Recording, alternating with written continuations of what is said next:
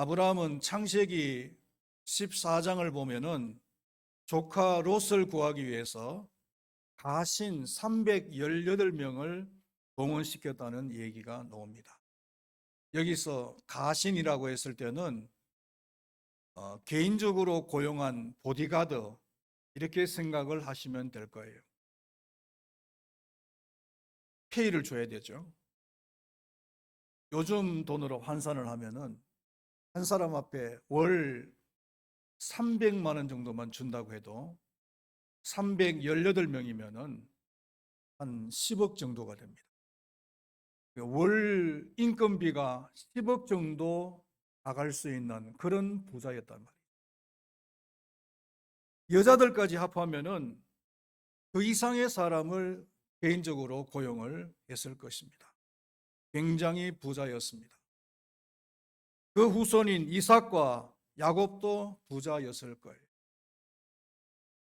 또 다른 한 사람을 소개하면은 다윗을 소개할 수가 있는데요. 이 다윗은 역대상 22장 14절 말씀을 보면은 성전 건축 준비를 위해서 금 10만 달란트하고 은 100만 달란트를 바쳤다. 이렇게 기록을 하고 있습니다. 10만 달란트는 약 3,400톤 정도 되는 5톤짜리 680대 분량입니다. 금 한 돈의 무게가 얼마죠?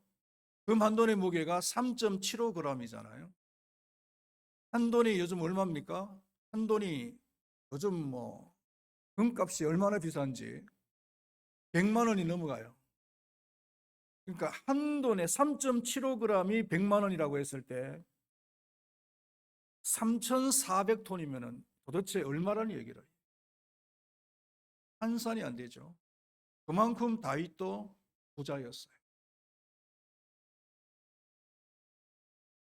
야고보서가 기록되어지던 그 당시 유대인들은 두 분류였습니다.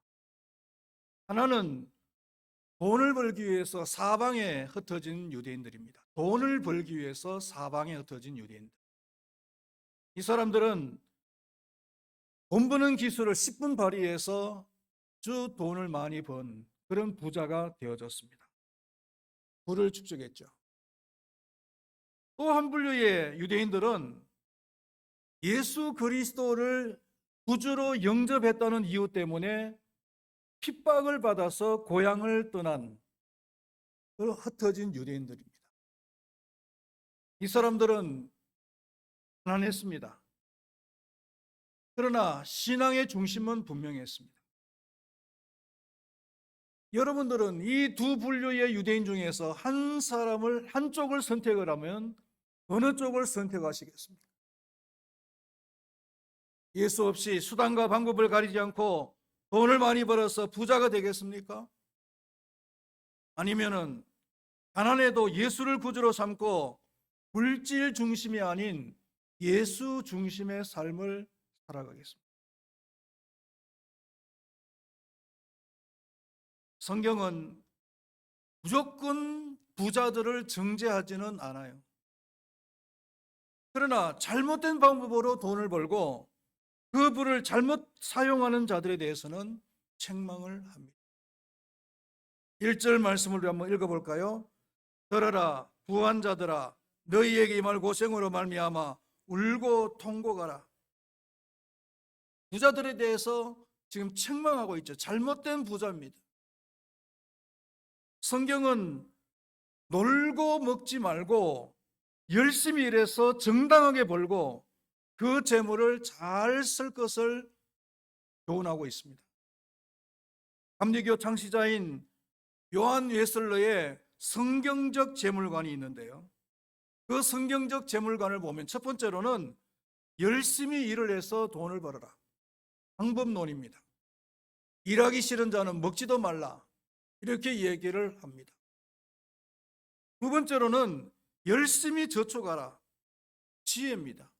개미에게 배우라는 겁니다. 그리고 세 번째로는 믿음으로 사용을 해라. 믿음의 부분입니다.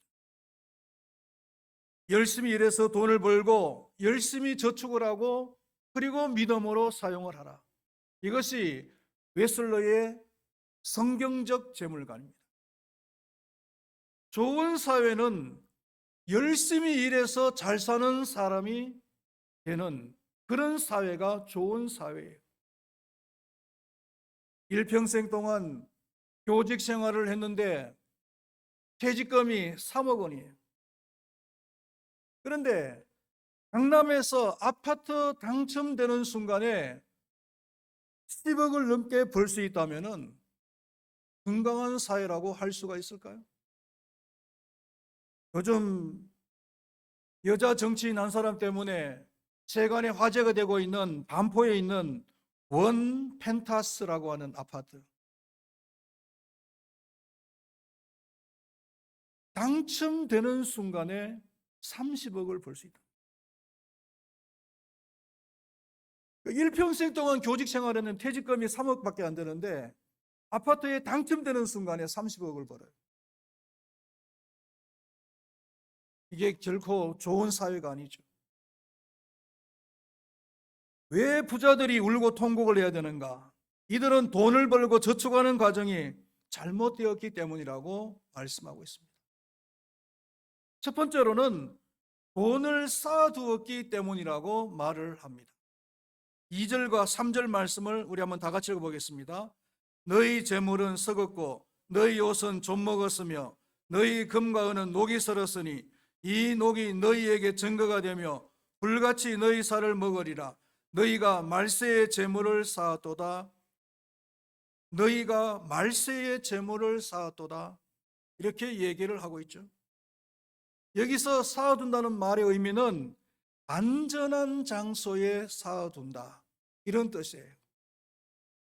부자들은 개인 금고를 두지요. 자신의 그 재물을 안전하게 쌓아두기 위해서 개인 금고를 둡니다. 돈을 버는 목적이 뭡니까? 쌓아두기 위해서 돈을 벌어서는 안 된다는 것입니다.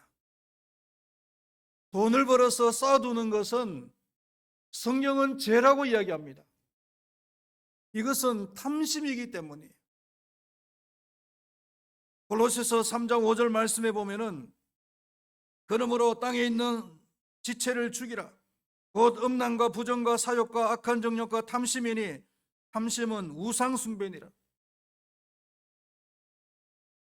탐심은 우상 숭배라 그랬습니다.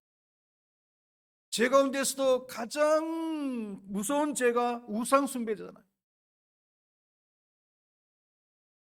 누가복음 12장에 나오는 부자 농부에 대해서 예수님께서는 다음과 같이 말씀하십니다.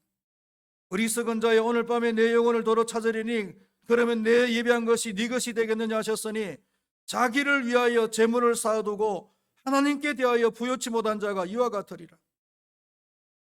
이 농부는 농사를 크게 성공해서 농사를 잘 지었어요. 그리고 자신만이 먹고 누리기 위해서 창고를 크게 늘여서 지은 겁니다. 이런 부자 농부에게 예수님께서 이렇게 말씀을 하시는 거예요. 어리석은 자요, 자기를 위하여 재물을 쌓아두었다. 구약 성경에서는 재물을 쌓아두는 자에 대해서 경고를 하고 있는데 이사야서 5장 8절 말씀에 가옥에 가옥을 연하며 전토에 전토를 더하여 빈틈이 없도록 하고 이 땅 가운데서 홀로 거하려 하는 그들은 화 있을 진저. 가옥에 가옥을 연하며 전토에 전토를 더하며 집과 땅을 여러 채 쌓아두는 것을 말하는 거죠. 화 있을진저 이렇게 이야기하고 있습니다. 잠언서 11장 28절에서는 자기의 재물을 의지한 자는 패망한다, 이렇게 얘기를 하고 있고, 디모데전서 6장 9절 말씀 속에서는 구하려 하는 자들은 시험과 올무와 여러 가지 어리석고 해로운 정욕에 떨어지나니 그 사람으로 침륜과 멸망에 빠지게 하는 것이라, 이렇게 경고를 하고 있습니다. 돈은 의로운 데 사용을 하기 위해서 벌어야지 쌓아두기 위해서 벌어서는 안 된다는 것입니다. 냉장고에 음식을 쌓아두는 이유가 뭡니까? 음식을 넣어두는 이유가 뭐예요? 적절한 때에 그 음식을 꺼내서 먹기 위해서 음식을 넣는 거잖아요. 그런데 음식을 먹지는 않고 계속 냉장고 안에 음식을 쌓아두기만 하면 어떻게 될까요? 그 음식은 썩는 거죠. 옷장에 옷을 넣어두는 목적도 마찬가지 아니겠습니까? 다시 적절한 때에 꺼내기 위해서 옷장에 옷을 쌓아두는 거죠. 넣어두는 거예요. 그런데 꺼내 입지는 아니하고 옷장에 옷만 잔뜩 쌓아놓으면은 그 옷이 어떻게 되겠어요? 나중에 되면 복이 선단 말이죠. 좀이 생긴단 말이에요. 돈도 마찬가지라는 겁니다. 벌어서 쌓아두면 안 됩니다. 마태복음 6장 19절 말씀에서 예수님께서는 너희를 위하여 보물을 땅에 쌓아두지 말라. 거기는 좀과 동력이 해하며 이렇게 말씀하고 있습니다.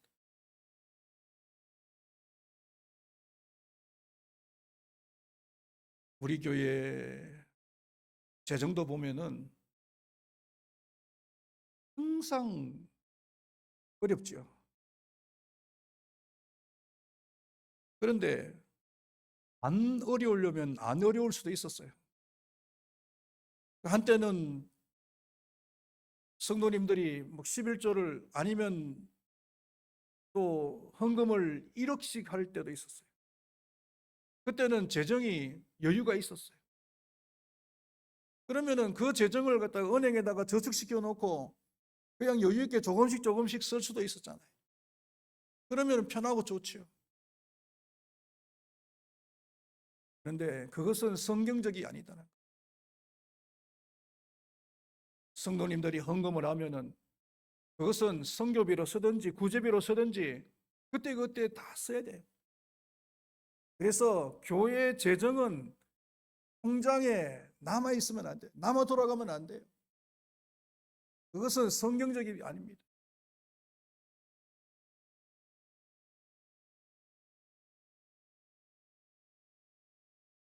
목사 입장에서는 교회 재정에 좀 여유가 있으면은 편하고 좋지요. 근데 그렇게 안 해왔다는 거예요. 돈이 생기면은 쌓아두지 않고 선교비로 쓰고 선교지에 우리가 많이 보냈잖아요. 심지어는 우리가 쓸 거 없어도 우리는 아껴 쓰고 그 아껴 쓴 것을 갖다가 선교비로 보냈어요.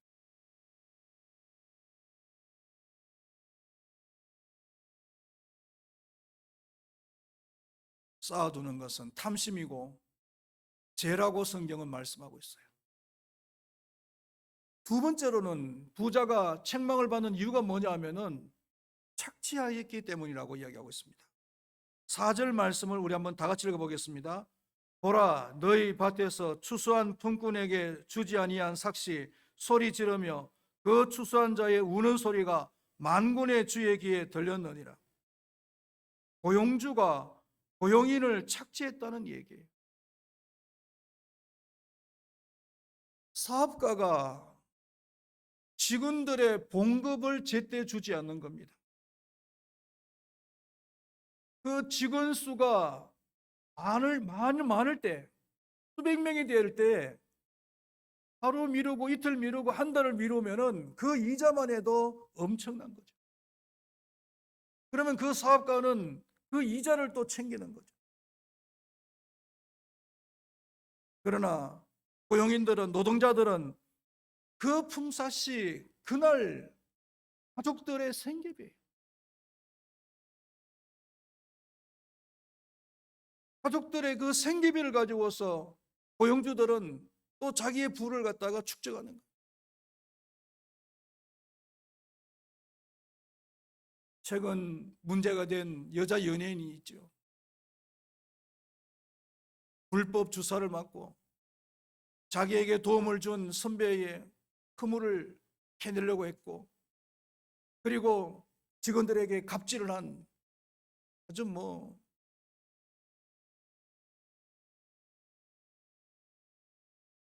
돈을 좀 버니까 자신이 직접 연예 기획사를 차린 거예요. 그리고 직원들의 봉급을 제때 안 준 겁니다.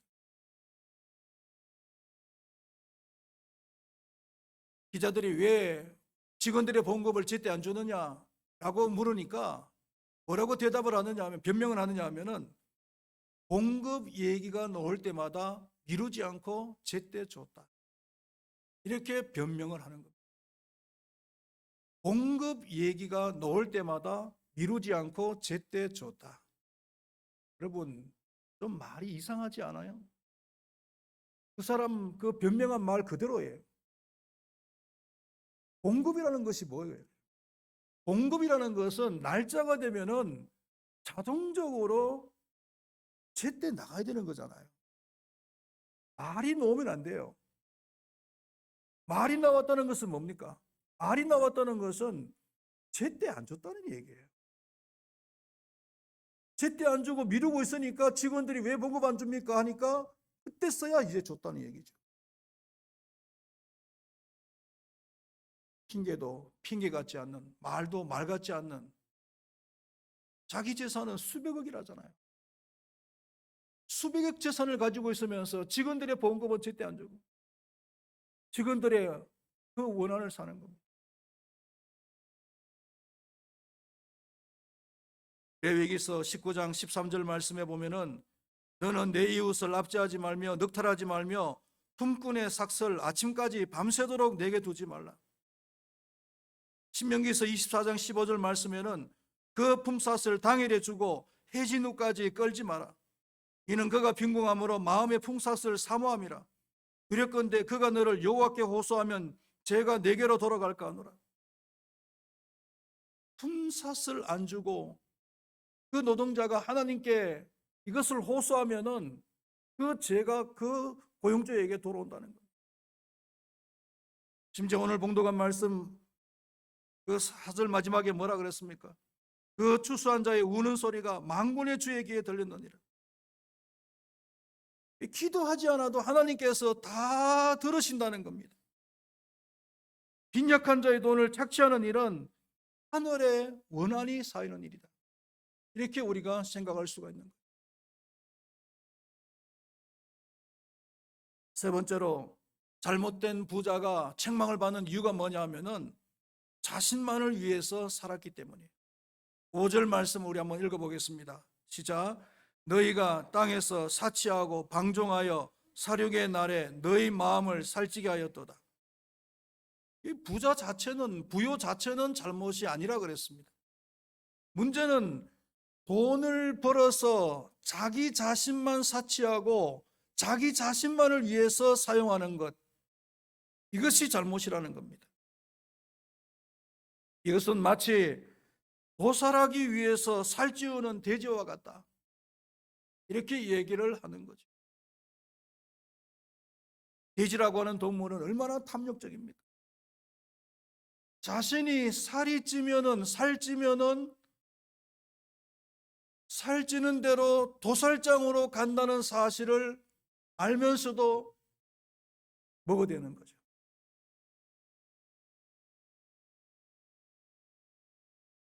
사람들도 이와 비슷한 것 같아요. 많이 먹으면 많이 먹을수록 살이 찌고, 살이 찌면은 비만이, 그리고 당이 생기고 여러 가지 질병이 생긴다는 거 알면서도 그냥 먹는 겁니다. 술을 먹으면은 간이 안 좋아진다는 사실을 알면서도 그냥 술을 먹는 거예요.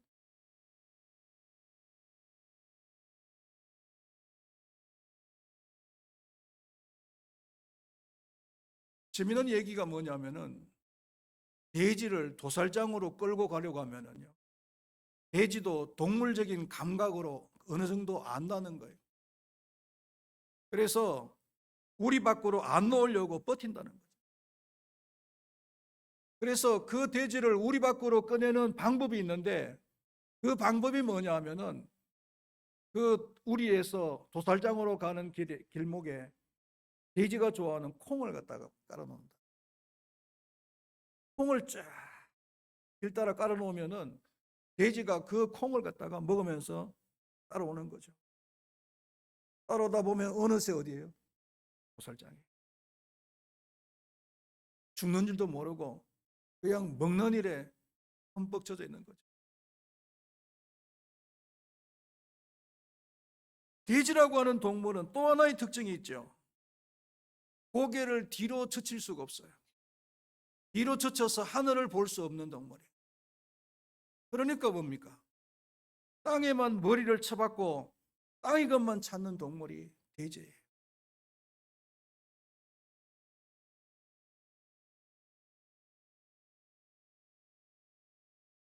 돈 벌었다고 주변 사람들은 돌아보지 않고 집 자랑하고 옷 자랑하고 자동차 자랑하는 그런 사람이 있다면 돼지와 같이 어리석은 사람이다. 교회 와서 제일 어리석은 사람이 누구냐 하면은 돈 벌었다고 해서 집 자랑하고 차 자랑하고 옷 자랑하는 사람.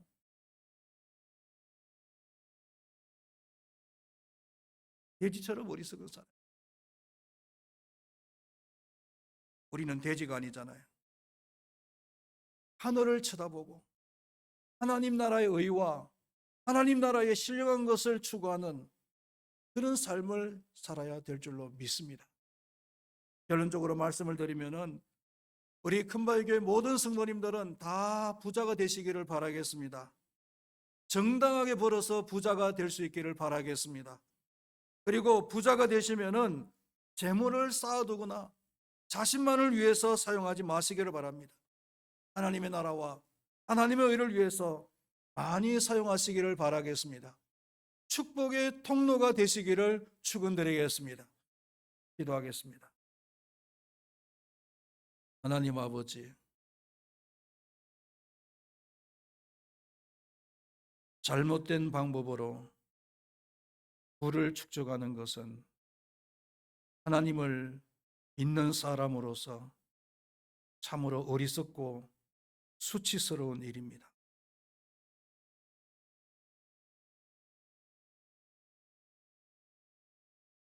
돈을 착취한다든지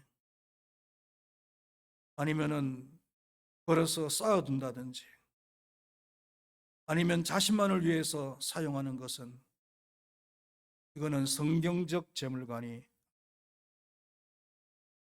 우리는 정당하게 열심히 일을 해서 돈을 벌고 그리고 잘 사용하는 것이 그것이 하나님을 믿는 사람들이 해야 될 재물관인 줄로 믿습니다.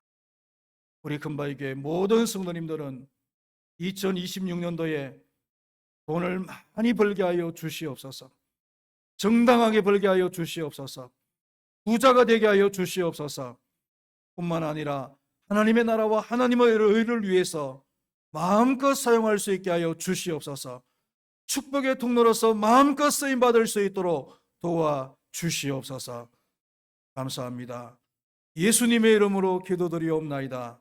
아멘. 광고 말씀을 드리도록 하겠습니다.